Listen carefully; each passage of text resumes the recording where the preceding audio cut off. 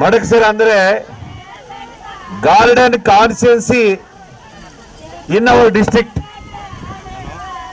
తెలుగులో మాట్లాడతా, ఇంకా ఫస్ట్ మాట్లాడినా. ఈ ప్రాంతం వెనకబడినటువంటి మారుమూల ప్రాంతం. అమ్మాయ తర్వాత పాటలు పాడుతారు మీరు. అమ్మాయ ಸ್ವಲ್ಪ ಕೇಳಬೇಕು ನೀವೆಲ್ಲ. ಈಗ సరే, ఇక్కడ ఒక మంచి ఒక్క తోటలు పండేకి అవకాశం ఉంది, పండుతా ఉంది. అదేవిధంగా చింత చెట్లు, చింత అనేది కూడా ఇక్కడే ఎక్కువగా ఉంటుంది ఈ ప్రాంతంలో, మన అనంతపురం జిల్లా, ఉమ్మడి జిల్లాలో. అదేవిధంగా ఒక్క ఆకు తోటలు కూడా ఎక్కువగా ఉంటాయి. కానీ ఇక్కడ నీరు అనేది సమృద్ధిగా లేదు. నీరు అనేది సమృద్ధిగా ఉంటే బ్రహ్మాండంగా ఒక్క తోటలు పండుతాయి.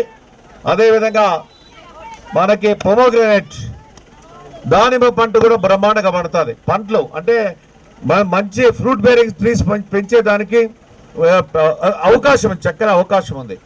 దానికే నేనేం చెప్తున్నానంటే, ఇది మా బాధ్యత, మా సమిష్టి బాధ్యత, మా అందరిది బాధ్యత. ఇక్కడ నీళ్ళు ఇవ్వాలనేది మా స్వప్నం, ఒక కళ. కారణం ఏమంటే, మనకి హంద్రీనీవా ఆనాడు నందమూరి తారక రామారావు గారి యొక్క ఆయన సృష్టి. దానికి శివరామకృష్ణయ్య ప్రముఖ ఇంజనీర్ గారి యొక్క సలహాతో హంద్రీనీవాని ఈ ప్రాంతానికి తీసుకొచ్చేదానికి తొలి ప్రయత్నం జరిగింది. మనకి ఆ రోజు చూసాం, బ్రిటిష్ కాలంలో కూడా చూసినా రాయలసీమ ప్రాంతం ఎడదరిగా మారబోతుందని మేధావులంతా కూడా చెప్పారు. కానీ మన నాయకుడు పెద్ద మన పార్టీ ప్రదాత మన నందమూరి తారక రామారావు గారు ఏం చెప్పారంటే, రాయలసీమ ఎడారిగా మారకూడదు, అక్కడ కూడా నీళ్లు తీసుకెళ్లాలనేటువంటి ఒక మంచి ఉద్దేశంతో, ఒక సంకల్పంతో ఆనాడు హంద్రీనీవాకి శ్రీకారం చుట్టినటువంటి వ్యక్తి నందమూరి తారక రామారావు గారు. ఆ శ్రీకారం చుట్టిన తర్వాత అంచెలంచెలుగా హంద్రీనీవా పూర్తి చేస్తున్నటువంటి తరుణంలో మీ అందరికీ తెలుసు, రాజశేఖర రెడ్డి పీరియడ్లో కొద్ది మేరకి కాలువలు తవ్వి ఆ క్రీమ్ అంతా కూడా దోచేసుకుని వదిలేస్తే 2014 ఎన్నికల్లో చంద్రబాబు నాయుడు గారు ముఖ్యమంత్రి అయిన తర్వాత మొత్తం అనంతపురం జిల్లాకి నీళ్లు ఇవ్వాలని ఆగ మేఘాల మీద హంద్రీనీవా కెనాల్ని పూర్తి చేయడం జరిగింది, మీ అందరికీ తెలుసు. తర్వాత మనం చూసినట్లయితే దాదాపుగా మనకి గొల్లపల్లి రిజర్వేయర్కి నీళ్ళు వచ్చాయి, మారాలకు వచ్చింది, చెర్లోపల్లికి నీళ్ళు వచ్చినాయి. అయితే మొన్న చంద్రబాబు నాయుడు గారు దాదాపుగా 2019 వరకు కూడా కెనాలన్నీ కూడా మీకు అందరికీ తెలుసు, మడకసిర చెరువు కూడా నీళ్ళు ఇచ్చాం. అదేవిధంగా ఆగిలి కానీ, అమరాపురం కానీ, గుడిబండ ప్రాంతాలకు కూడా నీళ్లు రావాల్సినటువంటి అవసరం ఉంది. కానీ 2019 ఎన్నికల్లో మనం ఓడిపోవడం ద్వారా అది ఆగిపోయింది. ఆ పనులు కూడా పూర్తి చేస్తుంటే మడకసిర వరకు కూడా, అమరాపురం వరకు కూడా నీళ్ళు ఇచ్చే అవకాశం ఉండేది. కాబట్టి ఒక్కటే మేము మాట్లాడుతున్నాం, ఒక్కటే హామీ ఇస్తూ ఉన్నాం, ఈ ప్రాంతానికి తప్పనిసరిగా రేపు 24 ఎన్నికల తర్వాత మడకసిర ప్రాంతానికి, నియోజకవర్గానికి సాగునీరు అందిస్తాం. దానికి కారణం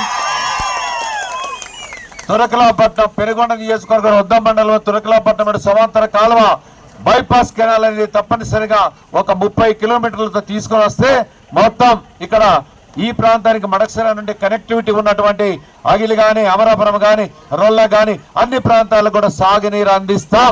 ఇది మాటగా మిగులుతుంది. ఏ కష్టం వచ్చినా, ఏ నష్టం వచ్చినా అది చేసి తీరుతాం.